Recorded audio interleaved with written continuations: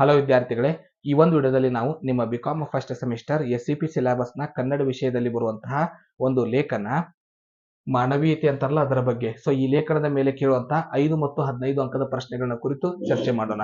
5 ಅಥವಾ 15 ಅಂಕಕ್ಕೆ ಪ್ರಶ್ನೆ ಕೇಳಿದಾಗ ಯಾವೆಲ್ಲ ಕೀ ಉತ್ತರಗಳನ್ನು ಬರೆಯೋದ್ರ ಮೂಲಕ ನೀವು ಪೂರ್ತಿ ಅಂಕ ಗಳಿಸಬಹುದು ಅನ್ನೋದನ್ನ ಈ ವಿಡಿಯೋದಲ್ಲಿ ಡಿಸ್ಕಷನ್ ಮಾಡೋಣ. ಮೊದಲಿಗೆ ಪರಿಚಯವನ್ನು ಮಾಡಬೇಕಾಗುತ್ತೆ. ಲೇಖನದಲ್ಲಿ ಮಾನವೀಯತೆ ಅಂತಾರಲ್ಲ ಅದರ ಬಗ್ಗೆ ಎಂಬ ಲೇಖನವನ್ನು ಬರೆದವರು ದೇವನೂರ್ ಮಹದೇವ್. ಮೊದಲನೇ ಪಾಯಿಂಟ್, ನೀವು ಬರೆದವರ ಹೆಸರನ್ನ ಆನ್ಸರ್ ನಲ್ಲಿ ಬರೀಬೇಕಾಗುತ್ತೆ. ಈ ಲೇಖನವನ್ನ ಬರೆದವರು ದೇವನೂರ್ ಮಹದೇವ್. ದೇವನೂರ್ ಮಹದೇವ್ ಅವರು ಶೂದ್ರರ ಸಮಾಜ ಅಂದರೆ ಕೆಳವರ್ಗದ ಜಾತಿಯಲ್ಲಿ ಜನಿಸಿದವರು. ದೇವನೂರ್ ಮಹದೇವ್ ಏನಿದ್ದಾರೆ, ಇವರು ಕೆಳಜಾತಿಯಲ್ಲಿ ಜನಿಸಿದಂತಹ ವ್ಯಕ್ತಿ. ಕೆಳವರ್ಗದ ಜನರು ಈ ಸಮಾಜದಲ್ಲಿ ಹೇಗೆ ಶೋಷಣೆಗೆ ಒಳಗಾಗುತ್ತಾರೆ ಮತ್ತು ಲೇಖಕರು ಏನೆಲ್ಲವನ್ನ ಕಂಡಿದ್ದಾರೆ ಎಂಬ ವಿಷಯವನ್ನು ಈ ಲೇಖನದಲ್ಲಿ ಪ್ರಸ್ತಾಪಿಸಲಾಗಿದೆ. ಅಂದ್ರೆ ವಿಷಯ ವಸ್ತು ಏನು ಈ ಲೇಖನದ್ದು? ಒಂದು, ಈ ಸಮಾಜದಲ್ಲಿ ಕೆಳವರ್ಗದ ಜನರನ್ನ ಹೇಗೆ ಶೋಷಣೆ ಮಾಡ್ತಾರೆ, ಮತ್ತೆ ಲೇಖಕರು ತಮ್ಮ ಜೀವನದಲ್ಲಿ ಏನೆಲ್ಲವನ್ನ ಕಂಡಿದ್ದಾರೆ, ಇವೆರಡು ವಿಷಯ ವಸ್ತುಗಳನ್ನ ಈ ಲೇಖನದಲ್ಲಿ ಬರೆಯಲಾಗಿದೆ. ಇವು 3 ಪಾಯಿಂಟ್ ಏನಿದೆ, ಇವು ಇಂಟ್ರೊಡಕ್ಷನ್, ಪರಿಚಯ, ಲೇಖನದ ಪರಿಚಯ. ಈಗ ಲೇಖನದ ಬಗ್ಗೆ ಪ್ರಾರಂಭಿಸೋಣ. ಲೇಖಕರು ಆಕಸ್ಮಿಕವಾಗಿ ಓದಿದವರು, ಯಾವುದೇ ಉದ್ದೇಶವನ್ನು ಇಟ್ಟುಕೊಂಡು ಓದಿದವರಲ್ಲ. ಆಕಸ್ಮಿಕವಾಗಿ ಕಥೆ ಕವನಗಳನ್ನು ಬರೆದವರು, ಬರೆಯುವ ಯಾವುದೇ ಉದ್ದೇಶ ಹೊಂದಿರಲಿಲ್ಲ ಎಂದು ಹೇಳುತ್ತಾರೆ. ಒಂದು ವೇಳೆ ತಾವು ಓದಿರದಿದ್ದರೆ ಎಲ್ಲೋ ಜೀತದ ಆಳಾಗಿ ದುಡಿಯುತ್ತಿದ್ದೆ ಎಂದು ತಿಳಿಸುತ್ತಾರೆ.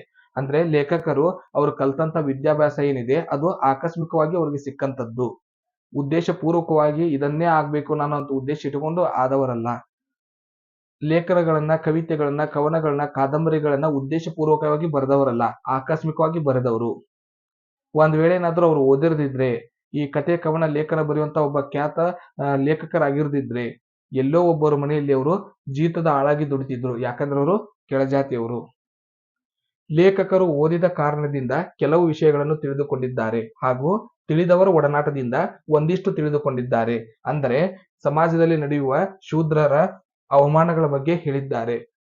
ಲೇಖಕರು ಓದಿದ ಕಾರಣದಿಂದ ಕೆಲವೊಂದಿಷ್ಟು ವಿಷಯಗಳನ್ನ ತಿಳ್ಕೊಂಡಿದ್ದಾರೆ. ಒಂದಿಷ್ಟು ಒಳ್ಳೆ ಜನರ ಜೊತೆ ಒಡನಾಟ ಇಟ್ಕೊಂಡಿರೋದ್ರಿಂದ ಇನ್ನೊಂದ್ ಸ್ವಲ್ಪ ತಿಳ್ಕೊಂಡಿದ್ದಾರೆ. ಎದ್ರ ಬಗ್ಗೆ ತಿಳ್ಕೊಂಡಿದ್ದಾರೆ? ಶೂದ್ರರಿಗೆ ಯಾವ ರೀತಿ ಅವಮಾನ ಮಾಡ್ತಾರೆ, ಶೂದ್ರರಿಗೆ ಯಾವ ರೀತಿ ಶೋಷಣೆ ಮಾಡ್ತಾರೆ, ಶೂದ್ರರನ್ನ ಯಾವ ರೀತಿ ಹೀಯಾಳಿಸ್ತಾರೆ, ಅದ್ರ ಬಗ್ಗೆ ಅವರು ತಿಳ್ಕೊಂಡಿದ್ದಾರೆ. ಲೇಖಕರಿಗೆ ತಮ್ಮ ಸಮಾಜದವರ ರವರವ ನೋವು, ನರಕ ಕಾಣುತ್ತಿದೆ. ತಮ್ಮ ಸಂಬಂಧಿಗಳು ಹಸಿವಿನಿಂದ ಸಾಯುತ್ತಿರುವುದು ಕಾಣುತ್ತಿದೆ. ತಮ್ಮ ಜನರು ಬೀದಿಯಲ್ಲಿ ಭಿಕ್ಷೆ ಬೇಡುವುದು ಕಾಣುತ್ತಿದೆ. ತಮ್ಮ ಯುವಕರು ಜೀವಂತ ಸುಡಿಸಿಕೊಳ್ಳುತ್ತಿರುವುದು ಕಾಣುತ್ತಿದೆ. ಪಶುವಿನ ತರ ದುಡಿಯೋದು, ಅದಕ್ಕೆ ತಕ್ಕ ಪ್ರತಿಫಲ ದಕ್ಕದೇ ಇರುವುದು ಕಾಣುತ್ತಿದೆ. ಈ ಕೆಳಜಾತಿಯಲ್ಲಿ ಹುಟ್ಟಿದ ತಪ್ಪಿಗೆ ಚೀತು ಎನಿಸಿಕೊಳ್ಳುವುದು ಕೂಡ ಕಾಣುತ್ತಿದೆ. ಏನೆಲ್ಲ ಅವ್ರ ಜೀವನದಲ್ಲಿ ಕಂಡಿದ್ದಾರೆ ಅದನ್ನ ಬರೆದಿದ್ದಾರೆ ಅವರು. ಮೊದಲನೇದ್ದು, ತಮ್ಮ ಕೆಳಜಾತಿ ಜನರ ರವರವ ನರಕ, ನೋವು ನರಕ ನೋಡಿದ್ದಾರೆ. ತಮ್ಮ ಸಂಬಂಧಿಗಳು ಅಂದ್ರೆ ತಮಗೆ ಸಂಬಂಧಪಟ್ಟಂತ ವ್ಯಕ್ತಿಗಳು ಹಸಿವಿನಿಂದ ಸಾಯೋದು, ಬಡತನದಲ್ಲಿ ಹಸಿವಿನಿಂದ ಸಾಯುವುದು, ಆಹಾರ ಸಿಗ್ಲಾರ್ದೇನೆ. ಬೀದಿಯಲ್ಲಿ ಭಿಕ್ಷೆ ಬೇಡುವುದು, ಯಾವುದೇ ಉದ್ಯೋಗ ಅವಕಾಶಗಳು ಇಲ್ಲದೇನೆ, ಏನು ಕೆಲಸ ಇಲ್ದೇನೆ, ದುಡಿಮೆ ಇಲ್ದೇನೆ ಭಿಕ್ಷೆ ಬೇಡುವುದು. ಜೀವಂತ ಸುಡಿಸಿಕೊಳ್ಳುತ್ತಿರುವುದು, ಇದ್ರ ವಿರುದ್ಧ ಅಂದ್ರೆ ಮೇಲ್ಜಾತಿಯವರ ವಿರುದ್ಧ ಹೋರಾಟ ಮಾಡಿ ಅವರಿಗೆ ಎದುರಾದಾಗ ಅವರಿಂದ ಸುಡಿಸಿಕೊಳ್ತಾರೆ. ಅಂದ್ರೆ ಜೀವಂತವಾಗಿ ಎಷ್ಟೋ ಕಡೆ ಘಟನೆಗಳು ನಡೆದಿದೆ. ಕೆಳಜಾತಿಯವರು ಗುಡಿಸಲು ಸುಟ್ಟು ಹಾಕಿದ್ದು. ಪಶುವಿನ ತರ ದುಡಿಯೋದು, ಅದಕ್ಕೆ ತಕ್ಕ ಪ್ರತಿಫಲ ದಕ್ಕದೇ ಇರುವುದು. ಅಂದ್ರೆ ಮೇಲ್ಜಾತಿಯವರು ಇವರನ್ನ ಕೆಲಸಕ್ಕಾಗಿ ದುಡಿಸ್ಕೊಂಡು ಅದಕ್ಕೆ ಸರಿಯಾದ ಸಂಬಳವನ್ನ, ಸರಿಯಾದ ವೇತನವನ್ನ ಕೊಡದೇ ಇರೋದನ್ನ ನೋಡಿದ್ದಾರೆ. ಈ ಕೆಳಜಾತಿಯಲ್ಲಿ ಹುಟ್ಟಿದ ತಪ್ಪಿಗೆ ಚೀತು ಎನಿಸಿಕೊಳ್ಳುವುದು ಕೂಡ ಕಂಡಿದ್ದಾರೆ. ಇವು 6 ಪಾಯಿಂಟ್ ಏನಿದೆ, ಇವು ಇಂಪಾರ್ಟೆಂಟ್. ಲೇಖಕರು ತಮ್ಮ ಜೀವನದಲ್ಲಿ ಏನೇನೆಲ್ಲ ವಿಷಯಗಳನ್ನ ಕಂಡಿದ್ದಾರೆ.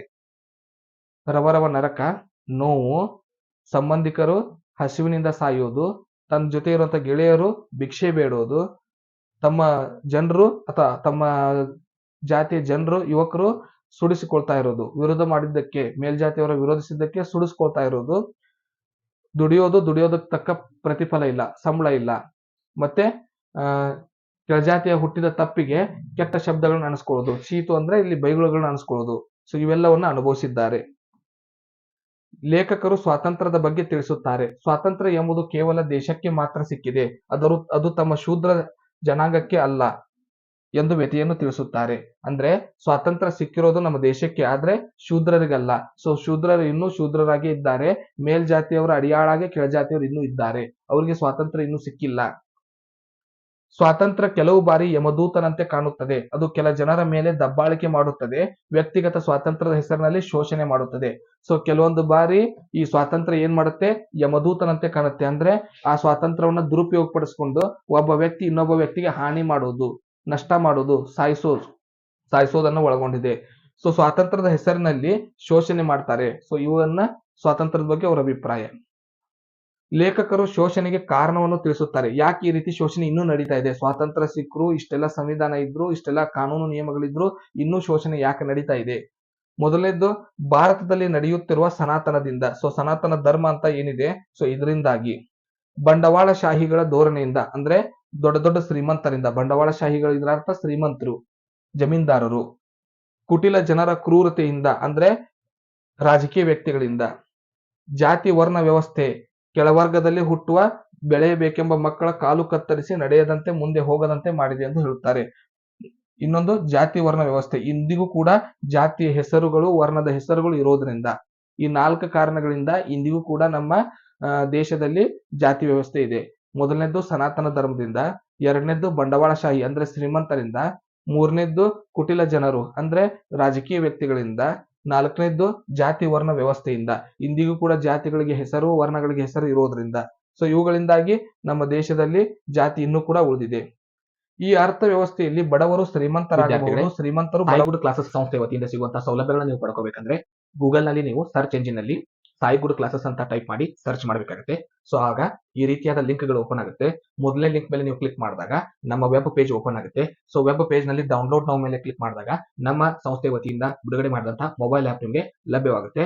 ಈ ರೀತಿಯಾದ ಮೊಬೈಲ್ ಆಪ್ ನ ಮೊದಲನೇ ಪೇಜ್ ಓಪನ್ ಆಗುತ್ತೆ. ಸೊ ಡೌನ್ಲೋಡ್ ಆದ ನಂತರ ಮೊದಲನೇ ಪೇಜ್ ಈ ರೀತಿಯಾಗಿ ಓಪನ್ ಆಗುತ್ತೆ. ಸೊ ಇದರಲ್ಲಿರುವಂತಹ ಕ್ರಿಯೇಟ್ ನ್ಯೂ ಅಕೌಂಟ್ ಮೇಲೆ ಕ್ಲಿಕ್ ಮಾಡಿ ನಿಮ್ಮ ಡೀಟೇಲ್ಸ್ ನ ಇಲ್ಲಿ ಫಿಲ್ ಮಾಡೋದ್ರ ಮೂಲಕ ನೀವು ಸಬ್ಮಿಟ್ ಕೊಡೋದ್ರ ಮೂಲಕ ನಮ್ಮ ಕ್ಲಾಸ್ ನ ರಿಜಿಸ್ಟ್ರೇಷನ್ ಮಾಡ್ಕೋಬಹುದು. ಸೊ ರಿಜಿಸ್ಟ್ರೇಷನ್ ಆದ ನಂತರ ನಿಮಗೆ ಬೇಕಾಗಿರುವಂತಹ ಕ್ಲಾಸ್ ಗಳ ಮೇಲೆ ನೀವು ಕ್ಲಿಕ್ ಮಾಡೋದ್ರ ಮೂಲಕ ನಮ್ಮ ಕ್ಲಾಸ್ ನ ನೀವು ಜಾಯ್ನ್ ಆಗಬಹುದು. ಸೊ ಇದಿಷ್ಟು ನಮ್ಮ ಕ್ಲಾಸ್ ನ ಯಾವ ರೀತಿ ಜಾಯ್ನ್ ಆಗಬೇಕು ಅನ್ನೋದನ್ನ ಮುಂದೆ ಮತ್ತೆ ಸ್ಟೋರಿಗೆ ಹೋಗೋಣ.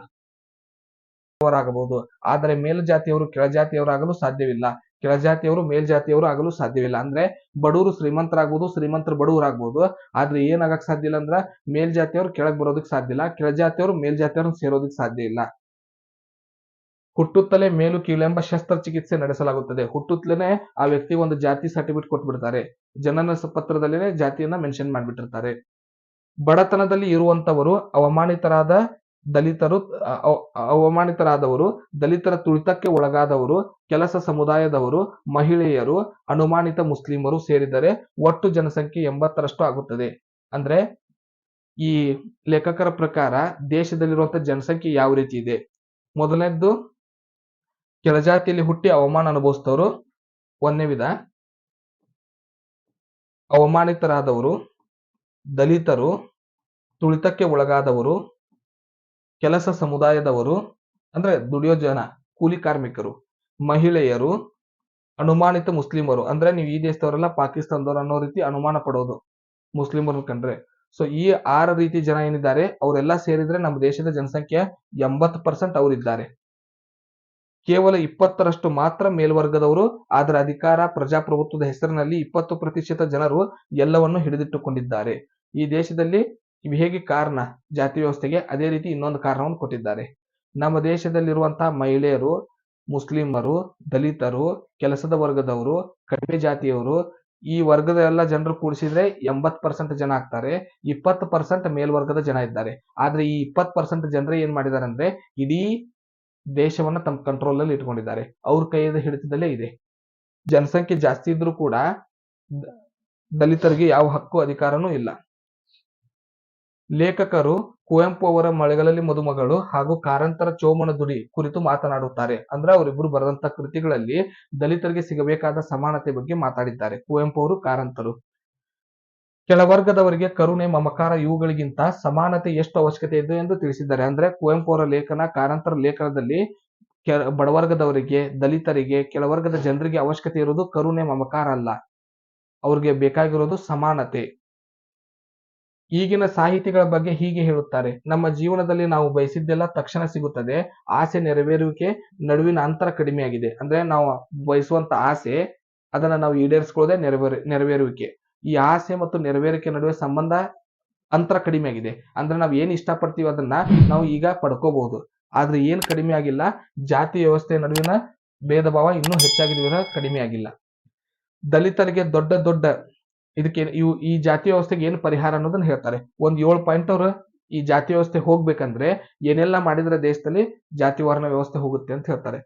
ದಲಿತರಿಗೆ ದೊಡ್ಡ ದೊಡ್ಡ ಅಧಿಕಾರ ಕೊಟ್ಟರೆ ಆಗದು, ಬದಲಾಗಿ ಅವರಿಗೆ ಇಲ್ಲಿ ಜೀವಿಸಲು ಬೇಕಾದ ಸಮಾನ ಹಕ್ಕು ಕೊಡಬೇಕು.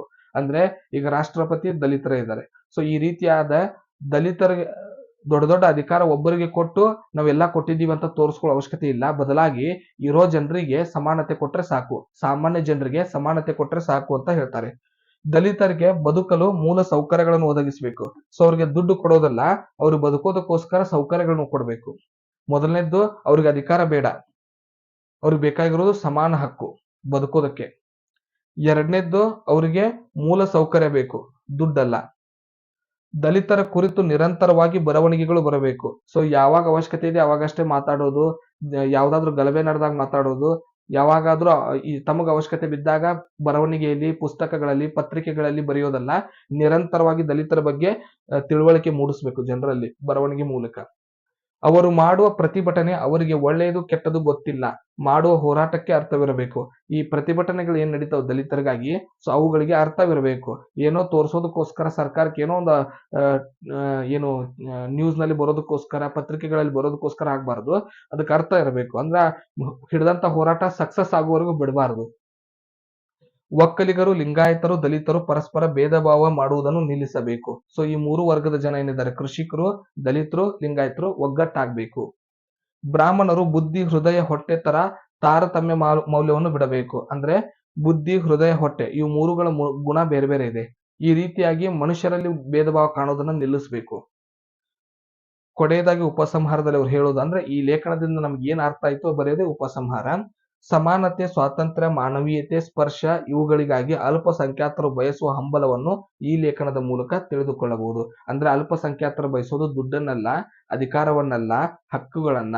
ತಮಗ್ ಬೇಕಾಗಿರೋದವ್ರಿಗೆ ಸಮಾನತೆ, ಎಲ್ಲರಂತೆ ತಮ್ಮನ್ನು ಸ್ಪರ್ಶ ಮುಟ್ಟಿಸಿಕೊಳ್ಳೋದು. ಸೊ ಇವುಗಳನ್ನ ಸಣ್ಣ ಸಣ್ಣ ಬೇಡಿಕೆಗಳನ್ನ ಅವ್ರು ಬಯಸ್ತಾರೆ ಅನ್ನೋದು ಈ ಲೇಖನದ ಮೂಲಕ ನಮಗೆ ತಿಳಿದು ಬರುತ್ತೆ. ಮುಂದಿನ ವಿಡಿಯೋದಲ್ಲಿ ಇದೇ ತರ ಮತ್ತೊಂದು ತರಗತಿಯೊಂದಿಗೆ ಸಿಗೋಣ. ಎಲ್ಲರಿಗೂ ಧನ್ಯವಾದಗಳು.